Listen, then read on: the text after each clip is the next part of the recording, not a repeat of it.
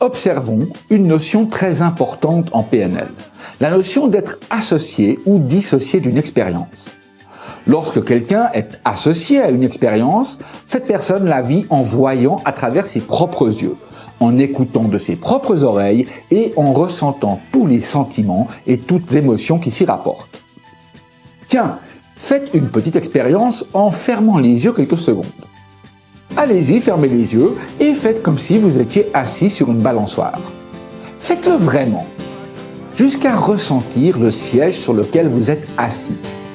Alors que ça bouge déjà, avec vos mains, vous pourriez saisir les supports et en même temps que vous allez d'avant en arrière, voyez les choses de la manière que vous les voyez à ce moment-là. Et ressentez ce sentiment particulier d'un balancement régulier et entraînant. Intéressant, n'est-ce pas?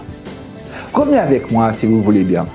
Ainsi, quelle que soit l'intensité de vos ressentis durant cette expérience, vous avez probablement observé que des sensations ont envahi votre poitrine ou toute autre région de votre corps. Donc, lorsqu'une personne est associée à une expérience ou lorsqu'elle revit cette expérience en faisant comme si, elle est directement connectée à ses états internes. Maintenant, faites la même expérience, mais cette fois, faites-la comme si vous étiez observateur de la scène, dissocié. C'est-à-dire que vous vous voyez de plus loin, un peu comme si vous étiez spectateur d'un film dont vous êtes également l'acteur principal.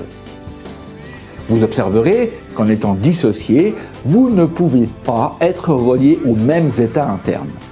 Vous ne pouvez pas ressentir les mêmes choses que quand vous êtes associé sur la balançoire.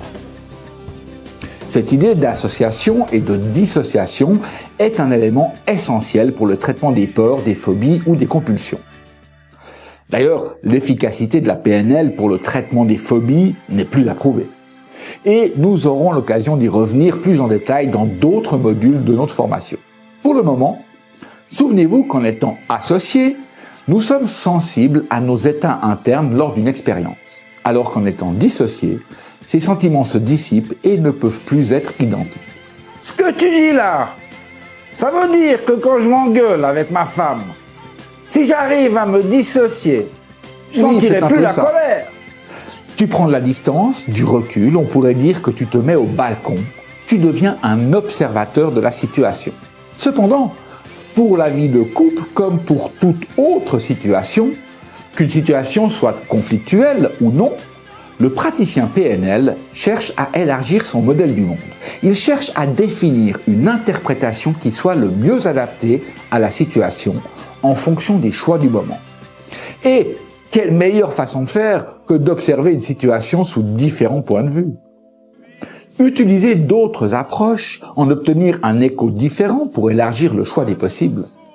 Parce que nos perceptions des situations et des expériences sont grandement influencées par le point de vue ou la perspective à partir de laquelle nous les considérons.